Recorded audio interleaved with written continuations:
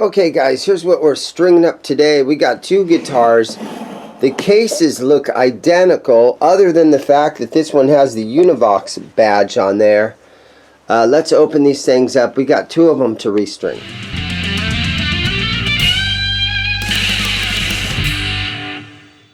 Okay, so this first one back here, it's got some Dean Markley stickers on there. But let's see what we got here. Okay, so this is an Ibanez, right?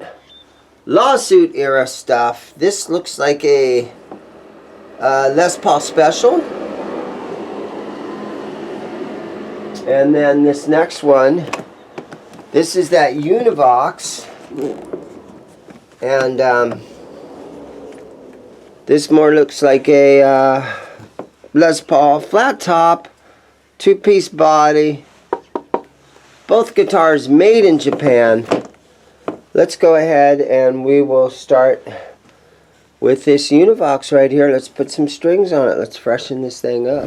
Yeah, so once in a while I get my hands on some of this made in Japan, kind of you would call it lawsuit era stuff.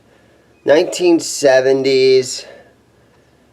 It's got a lot of maple as far as the neck. You never know exactly what kind of wood they use because this is stuff that they put together in Japan, so you don't really know if it, where this wood came from necessarily.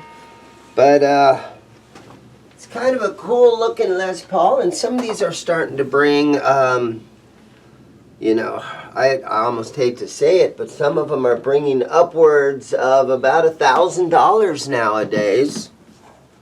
I don't sell stuff that expensive. I try to keep it real when it comes to pricing. The output jack is a little loose there, but it seems like it's...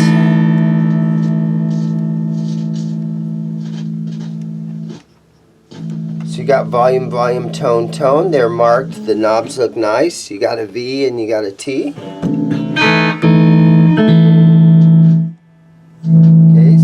One marked rhythm is this front humbucker, and it's nice and high. Could maybe be lowered a little bit. Scratchy tone. Let's go over here to the treble.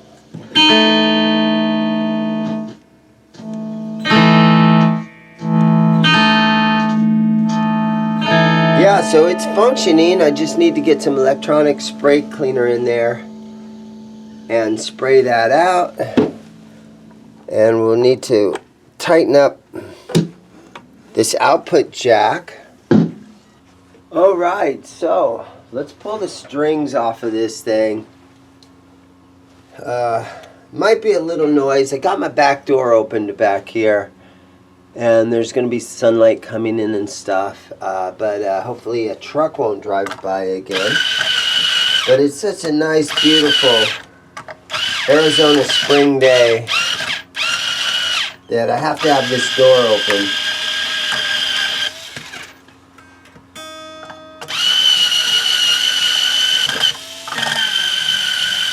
The temperature's only in like the mid-60s today. And being that it's the first week of April, and in another week or two, it's probably going to hit triple digits, you got to try to enjoy this beautiful weather while we can. Alright, so I'm going to snip these strings off of here.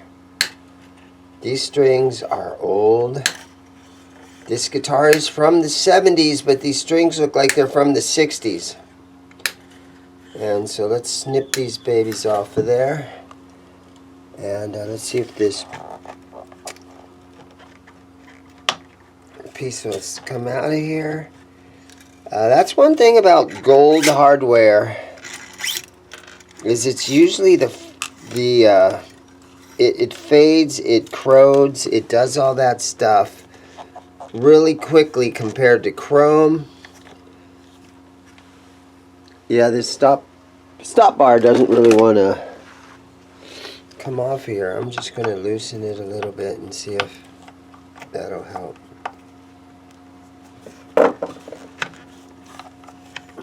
Now, what are you doing there, buddy? Come loose.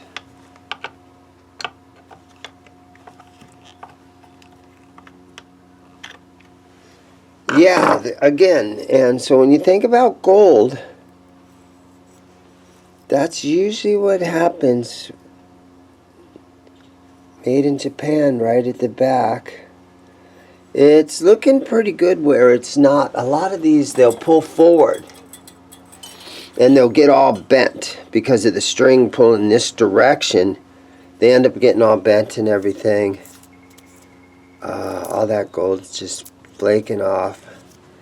That's too bad. It's very light. And then here's our bridge piece.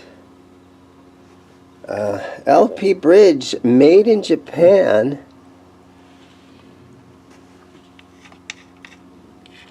Kind of cool.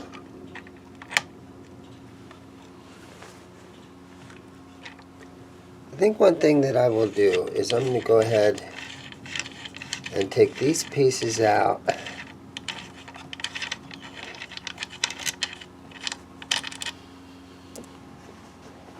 And then I'm going to drop a little 3-in-1 oil on there.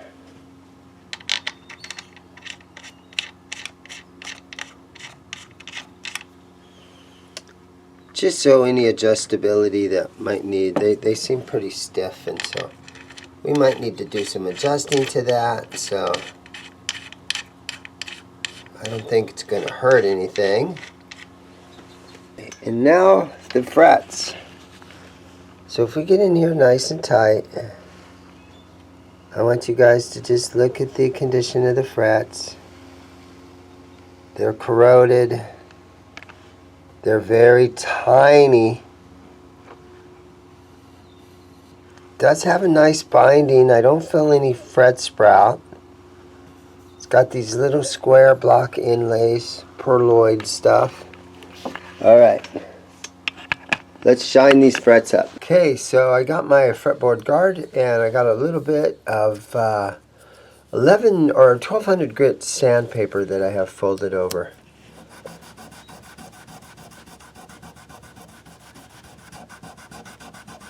And I'm just going to hit them like that.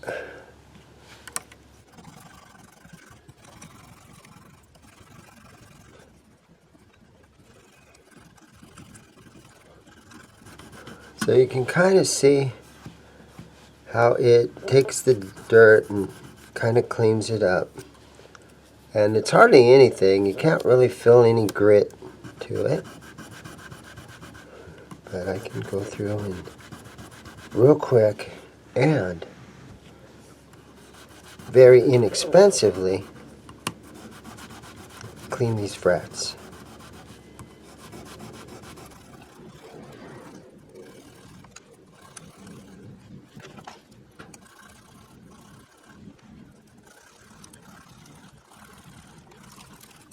Let's put some Music Nomad F1 oil on this fretboard now.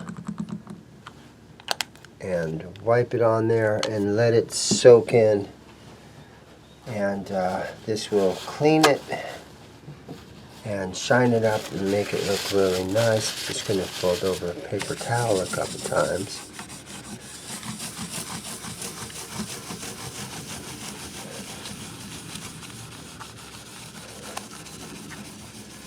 I don't see any fret wear on this guitar, so it might be one of those case queens that didn't get played very often.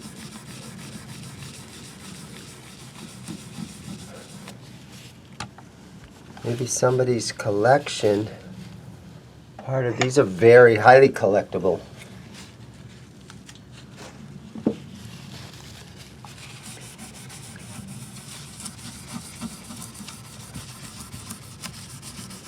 And if you remember in the beginning of the video, I also had an Ibanez that looked like it came out of the same factory. The case is exactly the same.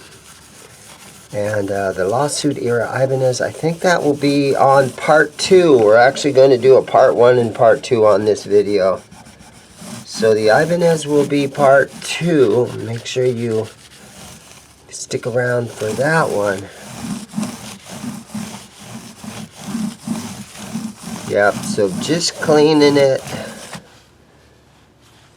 Using my paper towel just to clean that really good. So, yep, there it is. There's my clean fretboard. And it just took, you know, that minute or two to get it there. So now let's concentrate on cleaning the body a little bit. Okay, so for the body, I've got some Dunlop Formula number 65 guitar polishing cleaner. And they tell you to spray this on a rag. So I'm going to put a ton of it on a rag. We're just going to wipe this baby down a little bit.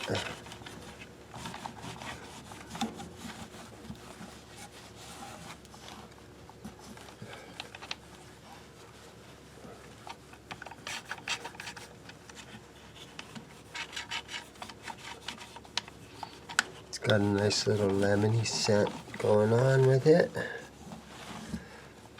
It's got a kind of a white, almost transparent pick guard.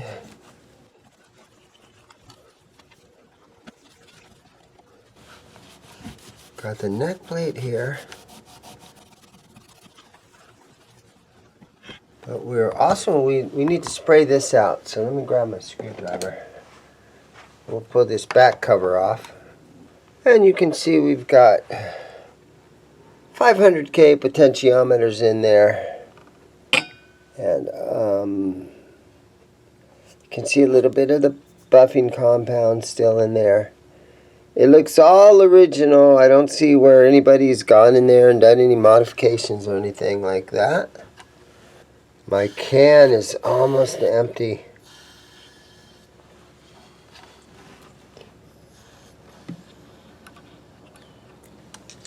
Yeah, she's empty.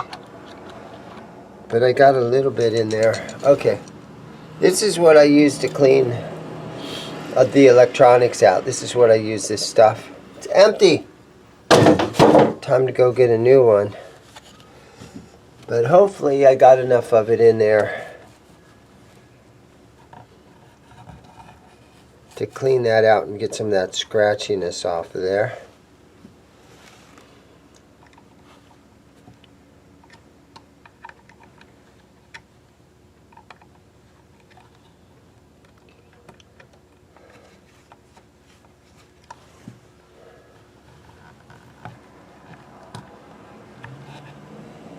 Snug this out, put Jack down a little bit. There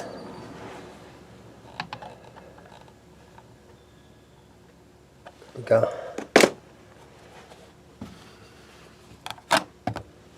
Yeah, I gotta go buy another bottle of that stuff. That electronic spray cleaner, I just get it at AutoZone or O'Reilly's, and I think it's $10.99 for a can of that stuff, and it lasts me, probably lasts me, you know, as many guitars as I do, and I spray amps out with it and everything. Probably lasts me 3 or 4 months.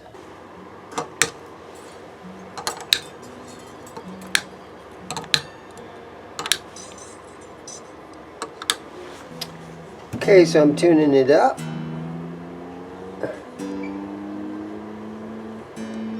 The nut on this seems to be cut nicely, so don't have any issues there.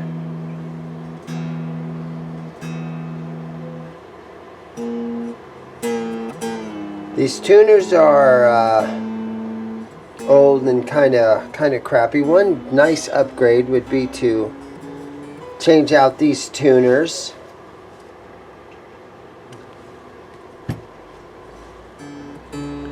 If you were thinking about calling me up and purchasing this guitar over the phone. I'll ship it out to you.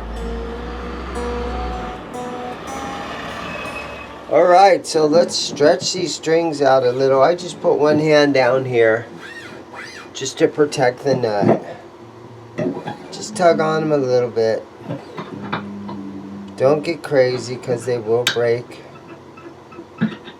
But you're just trying to get the strings to seat nicely in the tailpiece. Okay.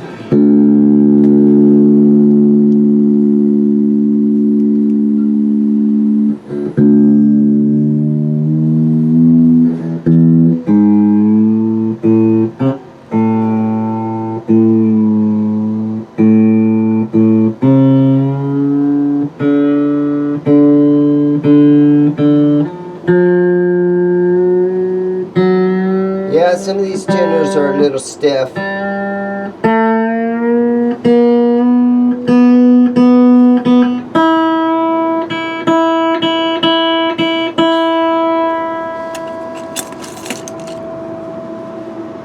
And there is a truck in the alley. I apologize about that. Alright, but here it is.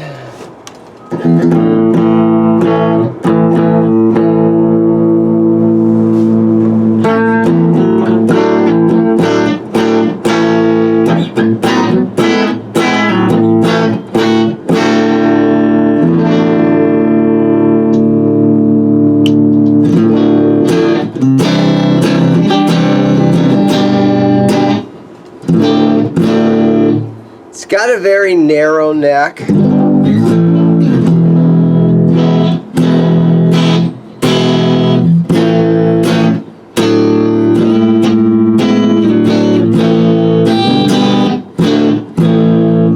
Guys, do me a favor, and if you're interested at all, go on Reverb, see what they're going for, leave me some comments.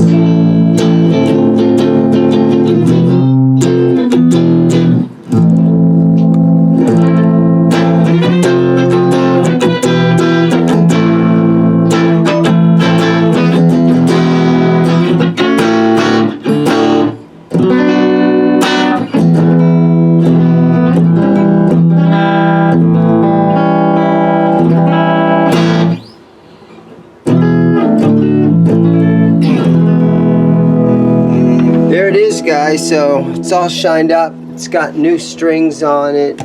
It's a Univox Les Paul lawsuit, made in Japan, lawsuit sort of thing.